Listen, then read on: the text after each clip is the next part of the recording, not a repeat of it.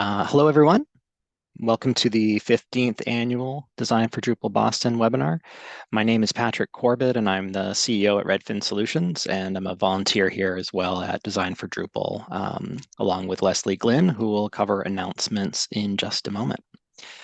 For those of you who are new to Design for Drupal, we hold an annual summer event in the Boston area devoted to Drupal design, UX, front-end development, as well as business and the process challenges facing Drupal teams. This year's event has passed. We had a great time seeing folks at Salem State University. It was a huge success, and we really had a good time there and encourage folks to consider coming next year. We are also supported by a great team of volunteers, including Catherine Carruthers, who is handling today's video recording, and Catherine Waldron, who manages our social media and mailings. And I'm going to turn things over to Leslie Glynn for a few announcements, and then we will introduce our speakers today. Take it away, Leslie. Thank you, Patrick. Welcome, everybody. Thanks for joining us for our quarterly webinar for Design for Drupal Boston 2023. It was our 15th anniversary this year, so we're excited to keep things going. There is a link on this initial slide. There's a QR code plus a link. It's a bit.ly link, bit.ly/D4D September 23. That's a link to these slides. There's a lot of different links within the slides that you might want to capture. All right, so we're excited today to have Ken Woodworth and Michaela Lederman from Aten talking about 6 web design accessibility issues and how to avoid them. We'll get to introducing our guest speakers in a moment. As Patrick said, we did have our in-person event in July. I just want to give a second thank you or another thank you to all the sponsors, speakers, organizers, volunteers, attendees, everybody involved. Really appreciate everybody's efforts. The videos can be found at the link that I have there. Again, it's another bit.ly link, and it's D4D YouTube 23. They're all on YouTube. That includes we had a great keynote. The keynote video is there, as well as the videos to all the different sessions. So if you weren't able to attend or you couldn't get to all the sessions, please go to the videos and check those out. Very good information from all the speakers who volunteered their time to come and speak at the event. Our ongoing webinar series, this is the September version of that. We are looking for additional speakers going forward. You can sign up for each one of them. There's on our website, design4drupal.org. There's a webinar page, and all our webinars are listed there, and you can always sign up in advance for any webinars you're interested in. Again, all the recordings for all of our previous webinars, and we started this in 2020 during COVID. So there's a couple of years worth of really good videos. So again, they're all on that same YouTube channel, and there's a QR code here for that. Community events, the next big event, international event is DrupalCon Lille in October, for October 17th to 20th. I'm actually fortunate to be able to go to that to represent the Project Browser initiative, and to speak on that initiative and to do contributions with the international community. So if you can make that, if you're going to be there, please look for me, and we'll see what we can do for the community. In terms of local events, upcoming November 1st and 2nd, Drupal GovCon is in person. Session submissions for that one are closed, but registration is now open for that event. Even closer to the Boston area, November 17th and 18th is New England Drupal Camp. The sessions and training submissions are open until September 25th. So you have another 5 days to get in your session submissions. And we are still looking for some trainings, specifically front-end training. If you know of somebody that has something that they could offer in that realm, or any other trainings, please reach out to me, because I'm in charge of the training day, or submit a session on the website. So those are the 2 local ones coming up. There is a community events page on Drupal.org. It's drupal.org/community/events. That lists all the upcoming Drupal camps and meetups and trainings and contribution events and everything. So that's something you should be following if you want to stay up to date on what's happening in the Drupal community and where you can go to get more information for learning, or to present what your team is doing, your company is doing. You can present at all these different events. Code of conduct. Obviously, one of the greatest strengths of our community is inclusiveness. So we want to make sure that we treat everybody with dignity and respect. If you do have any concerns, this is online, but the code of conduct applies to everything, including online events. If you have any issues, please reach out to Patrick or myself. Okay, this is the big one. We need organizers for 2024 and beyond. The team that's been doing this has been doing it probably at least 10 years. A couple people have come and gone, but the core team's been here quite a while. We need to step aside, or, we can still be advisors, but we'd like to have other people step in and take over some of these roles: lead organizer, sponsorship coordinator, marketing coordinator, and other things here: speaker coordinator, website coordinator, and the venue. So if you have any free time, you want to help out, even if it's just a little time, maybe you just want to send out some social media posts or do some marketing, or maybe you have enough time to become one of the lead organizers, please reach out. There is a doodle poll that I sent out to some people who already expressed an interest, but you can just go to this bit.ly link. It's D4D 2024 kickoff. It's just asking what dates and times should be available to meet to start 2024. Without a new team, it's going to be really hard to have an event in 2024 and to continue these webinar series. So we really, really need help. A lot of Drupal camps are at the same point as us. After 15 years, you need some new folks to come in and help out. So if you'd like to keep Design for Drupal Boston going, please help us out. Please either fill out this doodle poll or just reach out to myself or Patrick to express an interest. Thank you again to our sponsors for our event: Redfin Solutions and iFactory. Those were our goal sponsors. Last Call Media was the after party. Mythic was the keynote sponsor. We had a lot of great digital sponsors, including Dev Collaborative, Value Bound, Common Media, Lullabot, New England Drupal Canopy, and Aten, who's presenting today. So thank you, Aten. And then we had a couple of in-kind sponsors: Osteo Labs, OS Training, and 108 Degrees. Spread the word about today's events on social media, hashtag D4D Boston. And the Q&A section, there's a Q&A tab. Please ask your questions there, and we will present those at the end of the presentation. So take it away, Patrick, and introduce our speakers for today. Wonderful. Thanks, Leslie. And before I start, there isn't really any special process to becoming kind of part of Design for Drupal. The way that Leslie and I became involved is that we attended a end of Design for Drupal meeting where the organizers said, we need more help. We were interested, and that's how it happened. So it's really pretty easy, and it's a great opportunity to kind of just get involved with Drupal. So if you're interested, please reach out. Today's speakers are Michaela Lederman and Ken Woodworth. And Michaela is Aten's Senior Accessibility and QA Lead. Michaela writes and speaks about accessibility regularly and is certified as an IAP Web Accessibility Specialist. Ken is a partner at Aten and is also their VP of Design. And Ken has been crafting beautiful, intuitive systems for clients for many years now and is a regular contributor to Design for Drupal. You can thank Ken for establishing the design system and branding we use here at D4D. In just a moment, Ken and Michaela will walk us through how they work together using web content accessibility guidelines and client branding to create accessible and usable website designs. Together, they will explain the 6 most common design issues based on the WCAG standards. It's great having you guys here. It's good to see you, Michaela and Ken. Welcome, and take it away. Thank you so much.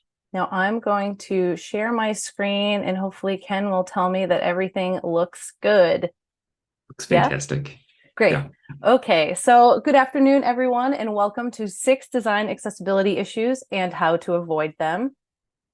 My name is Michaela Lederman, and I'm the Senior Accessibility and QA Lead at Aten Design Group. As mentioned, I am a certified Web Accessibility Specialist through the International Association of Accessibility Professionals. And I'm Ken Woodworth, Aten's VP of Design and a partner, like Patrick said. For over 20 years, I've been leading design at Aten, creating beautiful, usable websites for our clients. Over Aten's 22 years in service, we've been providing strategy, design, and development to mission-driven organizations Notably, we've been working with Drupal for over a decade, and we contribute to the project every way an agency can. Since 2000, we've been working with some of the most amazing mission-driven organizations in the world. We were founded to do work that matters. It's how we attract the clients we want to work with. It's how we attract the team we need. And it's one of the reasons I've worked here for over 20 years. With that, I'm going to pass things over to Michaela. Yeah. And today, with that, we'll be focusing more on accessibility from a designer's perspective when creating comps. So let's dive right in. Let's take a look at the 6 design principles when creating accessible designs. We want to make sure that your entire site must be responsive. Color must be used wisely and intentionally. Interactive elements should be limited, simple, and easy to use. Content must be highly readable. All forms should include a submit button, and text should accompany all icons. Now, I'm sure you kind of notice here that I clearly am emphasizing the musts and the shoulds, and I think that's really important because this is in relation to the WCAG and how things should conform to the various guidelines. When I say must, then this has to be addressed in order to conform. No ifs, ands, or buts about it. When I say should, these are highly suggested and are relevant for conforming to the guidelines. However, there may be developer-heavy ways to conform that isn't so black and white, like some of these must-have guidelines. But remember, in order to meet these should guidelines, you must have your work created by developers who are well-versed in accessibility development and have their work vetted by an accessibility expert or users who require assistive technology to confirm that the component conforms to the guidelines. So unless you have those at your disposal, then I would follow all of these guidelines as must-haves. So let's dive right into the first one about responsive websites. So what does it mean when I'm talking about responsive websites? I'm saying that your design should work across all browsers and all devices. And it shouldn't be dependent on a certain layout for interaction. Your design should work in a horizontal and vertical layout. But also, don't just account for the normal breakpoints. Set intentions for those in-between flows as well. This doesn't necessarily have to be designed. You don't have to do 6 different breakpoints, but these should be in some handoff notes or discussed with the developer if needed. And we understand scrolling as an everyday aspect of the web, but users should never have to scroll horizontally to obtain information. And users should not have to zoom in to read information, because if they are zooming in, then they most likely need to scroll up and down as well as left to right, which isn't a great experience. This is only okay if the zoom is necessary for assistive technology, because then, of course, it's fine to use. And finally, never design something that intentionally disables zoom or forces a user into certain dimensions. Everything you create should be flexible, no matter what. So let's take a look at this in action. All right. Hey, Michaela. I just started designing a homepage for a website that teaches users how to code. I've created a desktop version of the design, and I think things are looking great.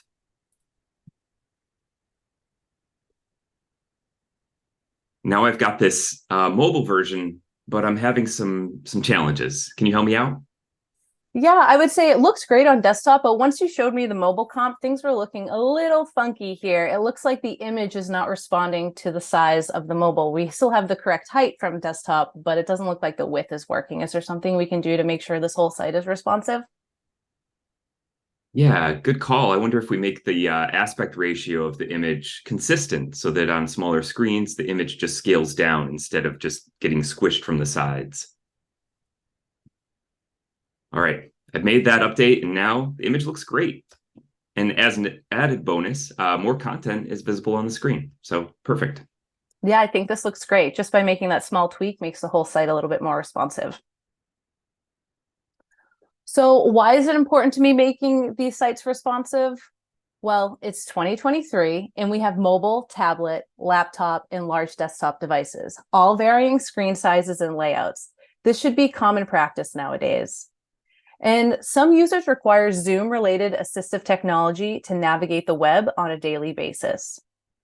Some users also require devices in one fixed layout. For instance, if someone's in a wheelchair and they have a tablet that's attached to their chair. And some users need to upload their own CSS to override basic design elements like font family, size, colors, line height, and so on. Your design should be able to adapt easily without any horizontal scrolling or loss of information. So who does this impact when we're talking about responsive designs? And well, this can impact everyday mobile users and desktop users. It could be someone who's a low vision user who requires 200% zoom to navigate. Obstructed vision users, like those who may have tunnel vision. Screen magnification users who rely on this technology to navigate every day. And as mentioned, physically disabled users with attached fixed layout devices like an iPad to a wheelchair. So how do we achieve this? Well, we do not force a user into a certain orientation. Everything should work on all browsers, all devices, and all orientations. Design layouts for at least 2 common breakpoints, or more if you have the means, but by providing at least 2, then developers can make some educated assumptions, which will also account for those in-between breakpoints and provide direction for those weird breakpoints and those weird screens. Never design something that must be at a certain screen size or requires disabling zoom to interact. And according to WCAG guidelines, your design must work up to 200% of the original design and still be completely usable, meaning your user can zoom in on their screen at least 200%, just the command ++ over and over again till you get nice and big, and not have any horizontal scrolling, no loss of information, no overlapping of images or text or anything like that. It should still work perfectly. So let's dive into color and how this must be used wisely and intentionally.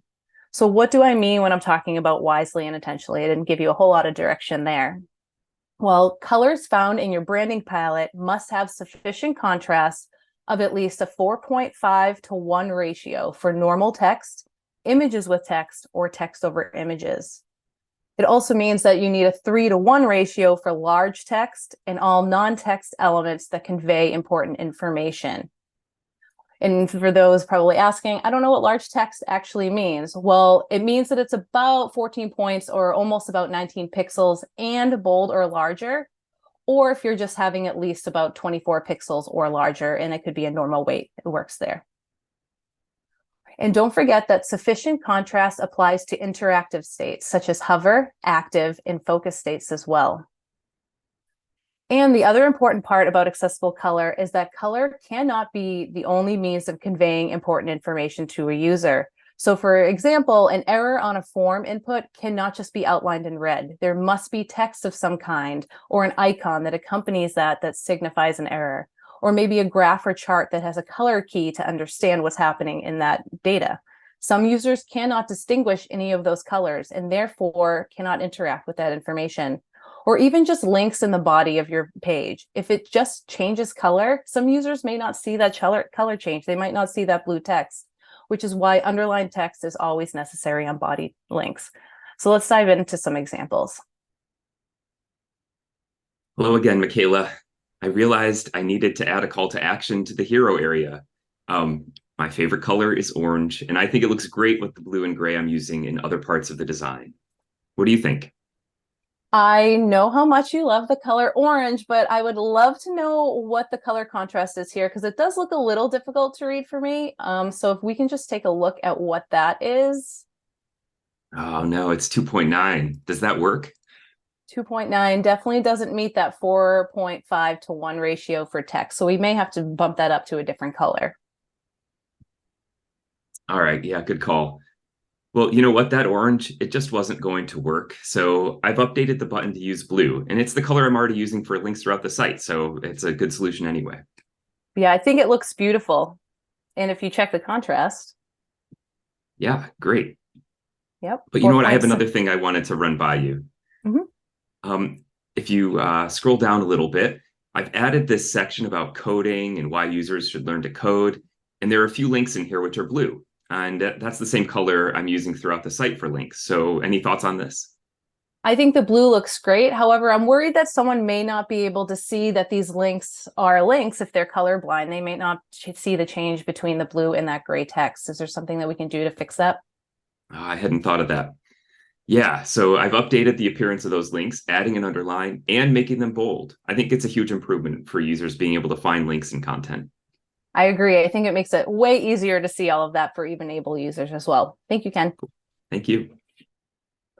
So why is it important to be focusing on color? And well, this because 1 in 12 men are actually colorblind, and 1 in 200 women are also colorblind. Screen readers do not announce colors to the user. So if you're using color to emphasize any form of text, that's not going to be conveyed to the user. You should be using bold or italics to do that instead. And if a user cannot see it, then they cannot obtain the important information from the element, like a heading, body text, and so on. If they can't read it, they can't read it. And if a user cannot see it, then they can't interact with the element. So if you have a CTA like that orange button, they're not going to be able to interact with it because they don't actually know what they're interacting with. So who does this impact when we're talking about color?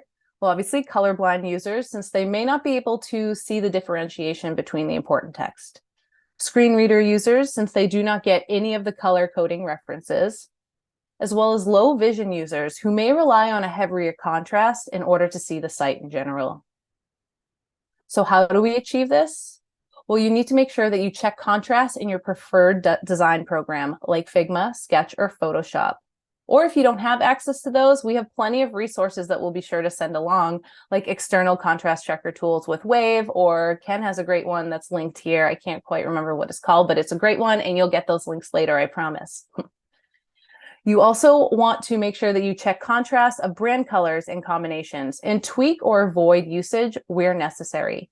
Many times we actually see that changing the color by just the smallest little tweak, by just a shade or two, removes the WCAG error and isn't actually noticeable to the naked eye. So we can make sure it works for everyone while still falling on brand. We want to check images of text and text over images or text over overlays contrast manually, since automated tooling actually can't pick that up yet. You can have actual colorblind users review your content, especially if you have access to people on your team who are open to it. And you want to ensure that interactive states like hover, active, and focus pass color contrast guidelines. I especially see this issue in main navigation with like an active state on the main nav item, which is conveying very important information to a user about their location on the site, or hover actions that bring the opacity down by half, which becomes an issue since someone can no longer see the content, but now automated tooling isn't bringing it up because it's not catching opacity. So something you definitely want to take a look at. And you want to make sure that you include labels, patterns, tables, or alternative ways of displaying content when necessary. This doesn't always just help one person, but some people may be more visual. Others may be more analytical, so a table may be easier to take in that information. This gives the user options to digest the information at hand. And finally, a good rule of thumb might be to just design with the intent of black and white, like a worst case scenario. Obviously, I'm not telling you to change all of your designs to black and white, but just kind of look at it in that sense. Can you still understand all the content and the functionality found on the page with it just being black and white and grayscale?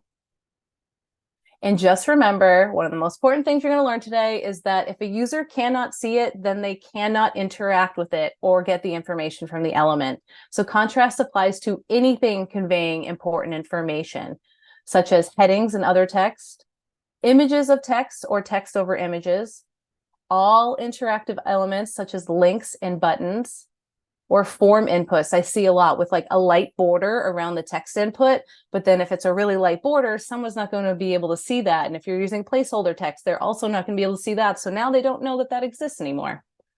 Could be social icon links and just anything interactive like that. Next, let's talk about how interactive elements should be limited, simple, and easy to use. So what does this mean when I'm giving you this whole vague, limited, simple, and easy to use? Well, I'm saying that elements and components must be easy to use via mouse, keyboard, screen reader, and touch. Your site must work for all inputs and all devices. So keeping this simple and limited ensures that this will work for everyone without as much work. Do not include too many moving and interactive elements on a page. This way you avoid any kind of distraction or nausea for some users. Do not create something overly complicated that can just be completed with simple tasks. Users should not be required to hover to get critical information. This is one of my biggest pet peeves, since this information could be missed by a user altogether or difficult for a user to interact with. like keyboard or touchscreen users who don't even have access to hover. A lot of us could even be on a mobile phone. You don't have access to hover. So why would you hide information behind that? And interactive elements should be intuitive and appear interactive. You shouldn't require instructions for interacting with components, and users shouldn't be surprised by an interaction. Think dropdowns that have no notice of the said dropdown. There should always be a notice that an element is going to do something. And ensure that autoplay videos are accessible by not including sound or having the default to mute, and always have controls to turn it on and off, even if it's just a background video as a hero. So let's take a look at this one in action. All right, Michaela, I want this homepage to pop. I created a really rough mock-up of what I'm thinking. Each element will fade in as the user scrolls down the page. We can also use parallax effects to make images move a little as users scroll. Maybe that image at the top could be a video that auto plays. What do you think? I love the idea of making this a little bit more an immersive experience and making this pop, one of my favorite adjectives there. But it seems like there may be a lot of ideas going on there. There's a lot of different directions and a lot of different movement. Is there something we can do to simplify this to make it just a little bit easier and less overwhelming? Yeah, I guess that's a good point. Parallax sites do get a little much sometimes. So maybe I can simplify things. How about if I just have the video at the top? Do you think that could work? I think the video at the top could work really well. Okay, great. Oh. Come on, there you go. I've got another question for you. So how about this area at the bottom? I've added a list of a whole bunch of programming languages, sorry. And if you go to the next screen, you can see how this is going to work.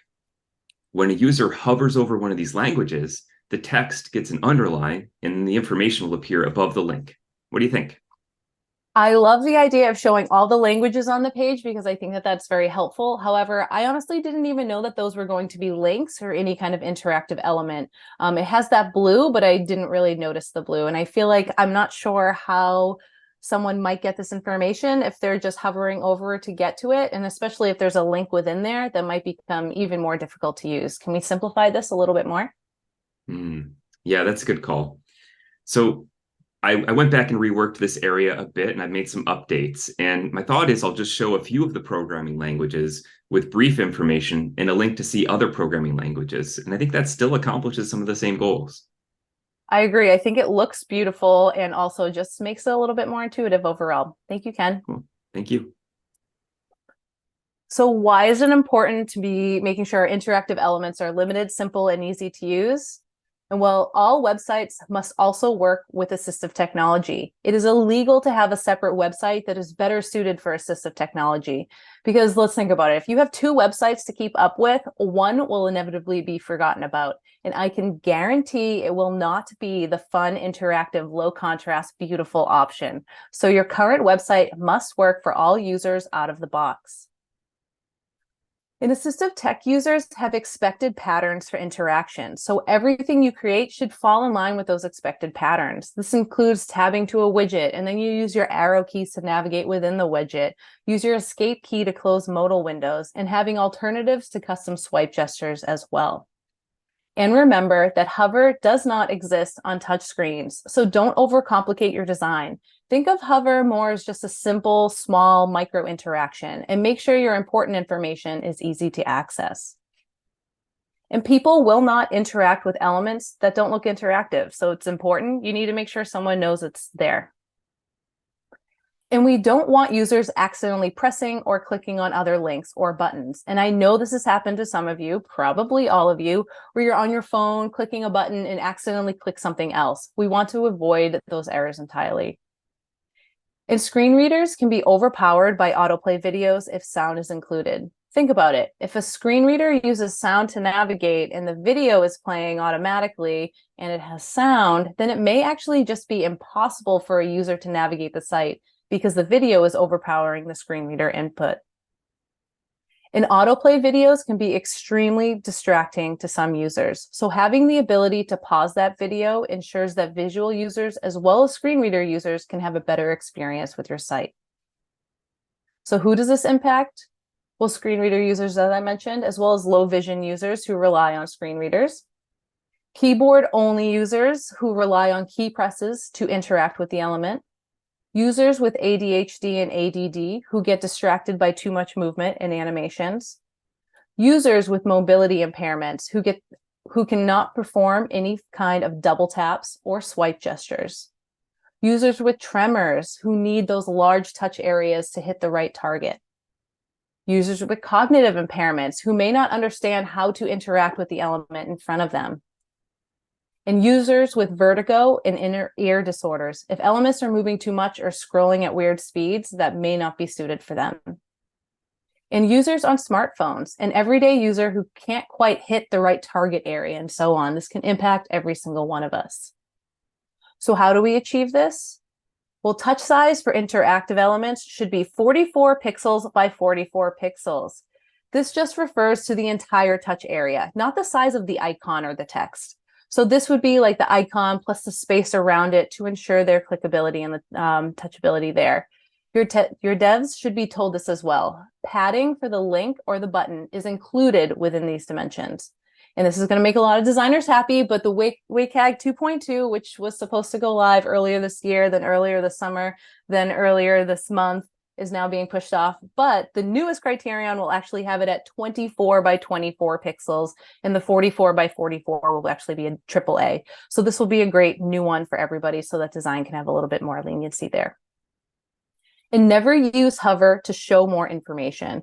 Always show the information without any interaction, or it must be shown on a click or touch instead of hover for things like maybe a tooltip, CTAs, drop-downs, and so on. Try to keep it simple. And speaking of drop-downs, if you have any kind of interaction menu, we recommend a flat navigation strategy or something that just doesn't require any hover to navigate. This ensures usability from mouse, keyboard, screen readers, and touch navigation. You want to include pause buttons on all videos, even for background-only videos. The movement can really be distracting and cause distress for some users. Do not include sound with any videos on autoplay, so you can ensure a good experience for screen reader users on your site. Avoid swipe gestures, since not everyone has the mobility to do those. Ensure it works with also basic clicks and swipes as well. This includes slideshows on mobile. Don't get rid of those navigation buttons. Some users physically can't swipe. Of course, you can keep those swipes, but you should not be relying on them entirely. And you want to make all interactive elements appear interactive. Links should look like links. Buttons should look like buttons. Drop-down buttons should tell a user that more information will appear and things of that sort. And finally, ask yourself, can a custom overcomplicated feature be completed with just simple native elements? Native elements will always be the best bet when creating any interactive or JavaScript feature. This way you can ensure that it's usable for all users and it doesn't rely on developers to work with ARIA, which is constantly being overused and used incorrectly, which causes more trouble for screen reader users than you can even imagine. Next, we want to make sure that our content is highly readable. So what exactly does this mean? Well, it means to use correct font choices for certain content to help with readability. No one wants cursive display fonts, like something that's already hard to read at a heading, at a 16 pixel for long body content, for instance. Try to keep it simple. Avoid certain alignments of text and always default to left aligned. Embrace ideal line lengths and spacing. Enable users to quickly scan content and obtain necessary information by breaking up large blocks of text and using clear and consistent verbiage in your headings, links, labels, and so on. Create a clear hierarchy of content on the page, from correct heading structure to emphasizing certain elements based on the location of the page, and not just by visual means, so that this gets translated to both visual and non-visual users. And create a logical flow that guides the user through the content from top to bottom, from left to right, and straight top to bottom for those who rely on assistive text, as if you're on a mobile screen, for instance. So let's take a look at this in action. All right, Michaela, I got some feedback from the client that there was too much white space around the text in this area, so I made it full width to address that. Any thoughts? I would say that I love the size of the text and everything, but it looks like the line length is extremely long. It starts to get a little more difficult to read than I would hope. So can we play around with this area a little bit? Okay, but before we do, you're gonna love this next one. The client asked for the text to be right aligned. This is it's interesting. What do you think? I think this has made it a little bit worse. I love the creativity and thinking outside the box, but unfortunately, I don't think this works. It becomes a little difficult to find the start of the line because it's a little jagged, and that word pieces is all by itself. I honestly didn't even notice it there for a minute because it was so far out of the way. Maybe we should switch this up a little bit. Okay, round four. It's now more narrow, makes it more readable, but there's a lot more text here, and I'm not sure this is working. Yeah, I would say the line length has definitely improved, but now I have no idea what content I am reading or what I'm looking for. I can't easily scan to find what I'm looking for. Maybe we can break it up or clean it up or edit it a little bit. Yeah, I think you're right. Well, thanks for the feedback. After all that, we're back to where we started. Just the right amount of text and a set of width that's readable. So yeah. Awesome. Thank you, Ken. Thank you. So why is it important to have highly readable text? Well, users should be able to quickly scan content and obtain necessary information. They can do this visually by jumping from heading to heading until they find what they are looking for, or structurally, like with screen readers who navigate the site by semantic elements. If you don't know this, screen reader users have the ability to scan by links only, by lists only, by landmarks only, and again by headings, by heading 2, heading 3, heading 4, etc. This is how they can actually quickly scan the page, similar to how we would visually. They would find an H2 on the page, find the one that's relevant to what they're interested in, jump down, see if there are any heading 3s within there, and if they're finding that, they can easily dive into the appropriate information that they're looking for. This is why setting up a system for heading structure is important from a visual and structural standpoint early on. Visual variations for H2s and visual variations for H3s are important for content to have some flexibility, but still following the correct hierarchy. And if something is difficult to read or follow, users will lose interest fast and they'll go find that information somewhere else. Visual flow and order should match keyboard and screen reader order. Remember that screen readers cannot see the screen. They rely solely on the DOM, which is just how it's being inputted into the HTML on the screen. This is the way it is actually written in code, and this is really important for everyone to make sure that we're following that. It's usually, again, think about it in like a mobile screen where everything's stacked. And correct hierarchy and structure helps boost SEO and Google rankings. Google includes your accessibility scores in their search rankings, so making sure your site is accessible via automated tests and tools, at the very least, confirms your boost. So who does this actually impact? Well, screen reader users who only hear content from top to bottom. Think of it again as a stacked mobile form. This is how they read it on desktop too. Can they jump around easily? Does it actually make sense? And low vision or obstructed vision users who rely on a strong visual hierarchy. Dyslexic users who have difficulties reading certain fonts. Users with cognitive impairments who need a simple, intuitive flow to follow. Users who have English as a second language who need clear, descriptive language to understand the content. As well as just users who are in a hurry to get their information. They're looking for one specific element on the page and they want to get there fast.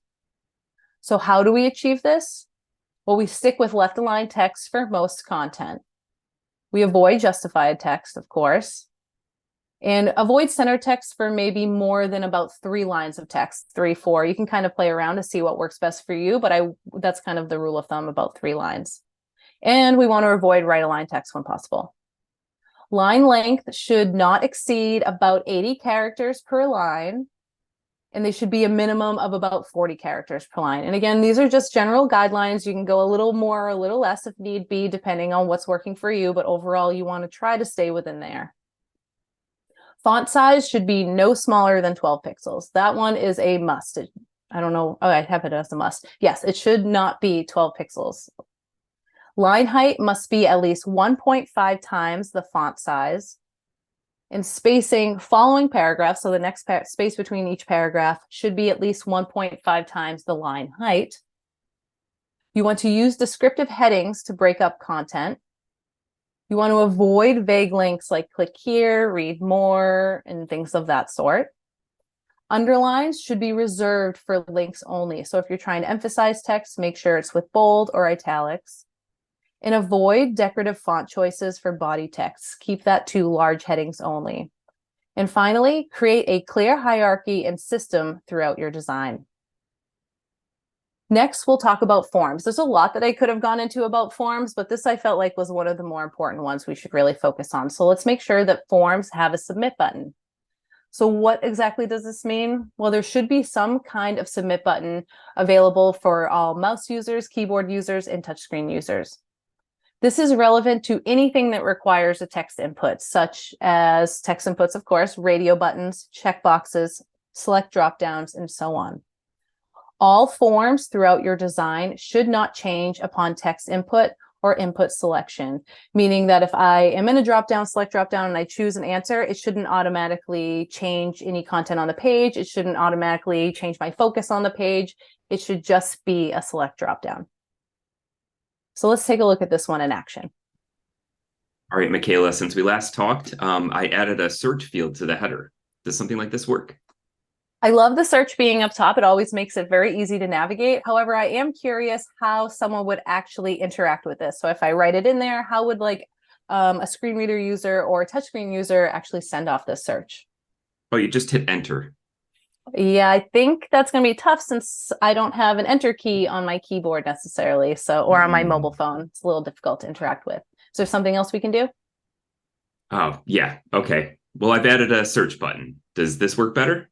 This works great. It's an easy way to make sure you can either hit the enter key if you're using a keyboard. Otherwise, you have the ability to click the button itself. Okay, cool. Well, there's also a new articles section at the bottom of the page, and the client wants users to be able to filter results. So I've added categories to the side. What do you think of this? I love being able to filter the results. However, I am a little nervous that if I'm all of a sudden clicking on HTML and things are changing right away, it might be a little distracting, because what if I wanted to click multiple at once and now it's just kind of moving, a lot of things are moving around and jumping around. Can we kind of clean that up? Yeah, good call. I hadn't really thought about that. I've added an apply button. Do you think that works? That works great. And then that way I can click on multiple options that I'm looking for and it can all be searched in one fell swoop there. Thank you, Ken. Thank you. So why is it important to include a submit button? Well, screen reader users must be alerted if content has changed. Just because it changes visually, has it been done programmatically? And users may accidentally choose the wrong option in a dropdown. As I mentioned, we've always have those target areas that aren't quite big enough or anything like that. You don't want to like choose something incorrectly and it goes to something else on the page. We want to help users avoid errors and unexpected interactions by having each form input and element do exactly as the user would expect. Selects should be select, checkboxes should be checkboxes, and so on. And interacting with the component cannot automatically change, cannot cause a change of context. And this is according to WCAG, actually. So basically, one element should only perform one action at a time. As I mentioned before, a select is a select. A text input is a text input. It should never be a select and go. So we need to make sure that those are two separate actions. So who does this impact? Well, screen reader users for proper announcements and changes, keyboard only users in ensuring interactivity, users with tremors who may choose items accidentally, users with cognitive impairments who may be confused or disoriented if there is no button or experience an unexpected interaction. So how do we achieve this? Well, include a submit button for all forms, no matter how small. And submit forms with a page refresh rather than using JavaScript and Ajax, unless your developers understand how to properly use ARIA to implement a JavaScript submission. But my guess is they probably don't know how to include the ARIA in there as well. So for now, stick with the page refresh. If it's easy and guaranteed to send correct announcements to screen reader users every single time. And finally, we want to make sure that text should accompany all icons. So what does this mean? It's actually pretty straightforward. Icons shouldn't be used as the only means of conveying or labeling important information. Just make sure you have text with your icons. So let's take a look at this in action. All right.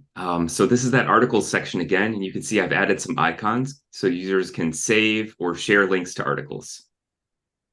Oh, okay. So I guess I thought that these were going to be slightly different. I assumed that that little share icon was actually just going to open up in a new window to go look at those. And I wasn't quite sure if I was favoriting or liking, or if I'm saving this somewhere else or anything like that. Maybe we need a little bit more clarity for what these icons actually mean. Oh, yeah, that's a good call. I hadn't thought about that.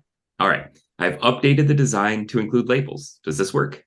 This is great. There is absolutely no confusion, and the icons make it look a little more beautiful, but now I can actually understand what exactly is going to happen. Thank you, Ken. Cool. Thank you, Michaela. So why is it important for text to accompany all icons? Well, we should not be forcing any user to learn your icons. Many apps like Facebook or Instagram or products and sites that users repeatedly use can get away with it because people will come back to learn more over and over again.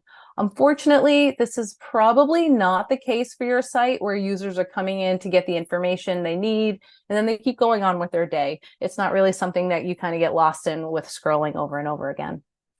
And icons can have multiple meanings to many users, depending on the context of the site, or this can even vary depending on the culture or geographic location. And icons need to make sense to all types of assistive technology as well. Icons should be available to screen reader users as well. Remember, a big important reminder that I don't think I mentioned at all, but not all screen reader users are actually fully blind. Some users have cognitive issues, and hearing and reading it at the same time help them understand. Some are just low vision, where they're kind of looking at the site, but also they want the emphasis of the words to make sure that that's actually making sense to them. So users should be able to see the text and hear the same text out loud. And visual meaning and programmatic meaning should match exactly. And icons should be used as a way to enhance text or break up lots of text with some visual enhancements. Some users may understand the icon that you wouldn't have to worry about it. Some may just need the text. So having both creates a quick experience for everyone. And WCAG states that headings, labels, and links should be descriptive. And unfortunately, icons do not satisfy that need. So who does it impact? Well, screen reader users, of course. Does the icon even get announced to the user if it's conveying something important? Low vision users and visual users who actually use screen readers. Does the screen reader announce what the user is seeing? Do they match? Does what the visual side and the programmatic side make sense? Speech recognition tech users, so who see a link with an envelope maybe, but there's no meaning behind it. So should they say, click the contact link, click email link, click envelope button, etc., and so on. One icon could have various meanings. And users with cognitive impairments who may not be able to translate iconography very easily. Users from a different region, country, socioeconomic status, and so on. Similar to how words and phrases change depending on the region, icons can fall in line with that too, which means one thing to you could have a different meaning to someone else. Or even just new users to your site. If it's confusing to the user, they won't stay very long, if at all.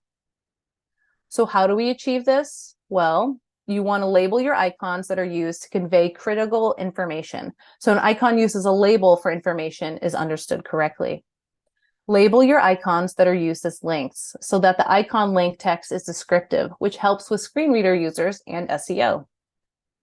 And icon labels should match the programmatic label of the icon to help with assistive technology like screen readers and speech recognition software. So basically, just label your icons, please. And that's it. I know that there was a lot that I threw at you, so I hope that you learned something new today. And just remember, if this is still a lot, that Aten is here to help. So even from an accessibility standpoint, we believe in giving back to the community, like doing informative webinars like today, as well as free consultations. So if you are just interested in a quick view of the accessibility conformance of your site, I'm here to chat with you. And as mentioned, I'm always doing webinars. I could talk about accessibility for hours. So if you're interested in learning a little bit more, I do have some great webinars here that you all have access to. And again, we'll be sending off these slides later on, or I'll share them with everybody so that you'll able to actually see these. Otherwise, you can go to aten.io/webinars and you should be able to access some of these. And I also have a new one coming up in October for what's new with WCAG 2.2. and hopefully they will be approved by then and we'll be able to talk about it. Otherwise, we'll go over what we're going to be seeing. So I think it would be a great one to take a look at. So like I have the QR code here, as well as just going to aten.io/webinars, you'll be able to get that information. And again, thank you so much for attending today. And thank you for letting Ken pretend he was bad at design for this presentation. He's wonderful. So thank you so much. Thoroughly enjoyed your talk. Thank you, guys. I have a quick question, and there are a couple questions already kind of adding up in the Q&A. My first is what's the best way to stay on top of the latest, requirements as far as WCAG goes?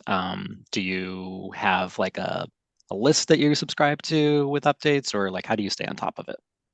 So the good news is if you're up to date already with WCAG 2.1 and you know that you're compliant, then you just have to pay attention. I think there's 9 changes from WCAG 2.1 to 2.2. One is actually removing something for the first time ever, and the other ones are just simple changes. I don't think there's anything too drastic, but overall you can subscribe to, I just have a Google alert, honestly, that just tells me when WCAG 2.2 things are coming. But just staying active in the community or just any webinars in general, like we have a lot of them, but anyone that's interested in the accessibility side is good. But as long as you're staying up to date with the most current ones, like 2.1, then moving to the latest ones should be a breeze overall. Fair. And then as far as like, I'm sure there are other Drupal shops and developers and designers on the call today. What roles typically assume accessibility responsibility? Is it everyone, developers, designers, UX, UI, or is it like a specific role, or how do you usually see that playing out?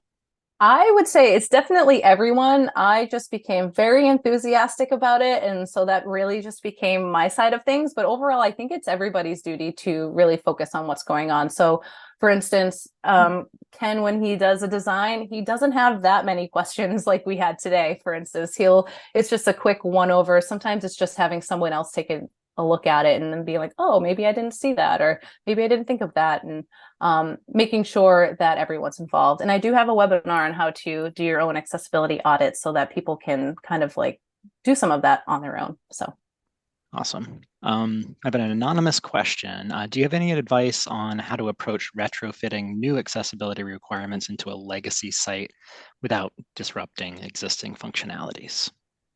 Retrofitting new accessibility ones onto an old site without interrupting. I understand what it is. I don't have all the words correctly, but I would say, I mean, most of the time, like I said, as long as you're staying up to date, then some of these new ones should be fine. So for instance, one of the new things that we're seeing, there's a couple AAA guidelines that are being added, or like I said, one of those new ones is 24 by 24 pixels is actually replacing the 44, and the 44 is becoming the AAA guideline. So I would say usually the updates are related to those. So it wouldn't necessarily be something drastic like videos are no longer allowed or this color is not working.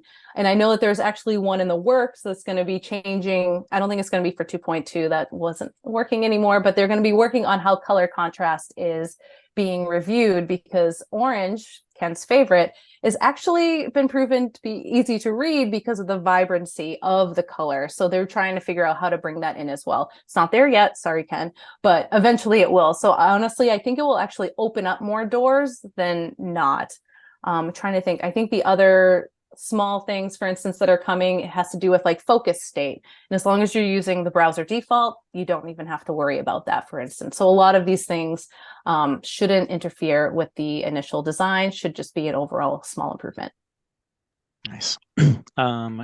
Question from Chris. Are there any conventions around where to label icons? Is there any particular weight given to icon to the left of text versus above it? From an accessibility standpoint, I have no real thoughts on that, as long as they look like they're associated together, which obviously from a design standpoint, that could be done in a lot of different ways. I'll hand it to Ken if he has any other design thoughts, but overall from an accessibility standpoint, I don't think there's a preference overall. Yeah, so typically in design, when I look at icons, I think about maybe an icon on the left kind of enhances the label, And if you're like, say you have an icon on the right, that might be on like a button. So maybe it's an arrow. So maybe that's like more of an active icon. So it's helping to reinforce that this is something that's going to take you somewhere else. And I think that's a general rule of thumb that I use in design. From an accessibility standpoint, though, I don't know that there's much of a difference as long as you're structuring it well. Yeah, agreed. Fair. I don't have any other questions pending yet, but if anyone has one, please add it to the list and we can get it answered. Otherwise, Leslie, I'll let you kind of take over and start wrapping things up. And thank you again, Michaela and Ken. That was wonderful, very clear, to the point, actionable. Love it. Yeah, thanks Thank for you having us. Yep, and I just want to say thank you also for joining us and for sharing all that information with the community, because that's how the community, that's why the Drupal community is great, because so many folks like you are just willing to share what they know to help others out. So we really appreciate that. Michaela, New England Drupal campus in Providence, Rhode Island in November. So an accessibility talk might be something you want to think about. You have 5 days to submit. Oh, I've already been talking to my marketing manager about that. Don't you Excellent. worry. All right. All right. Great. Patrick, do you have something else? I think I'm good. Okay, well, thank you so much. We really appreciate it. And thanks for everybody for joining us on the call today. And let us know if there are other webinars that you are interested in seeing. All right, appreciate it. Have a great day. Thanks, everybody. Bye. Thanks, everyone.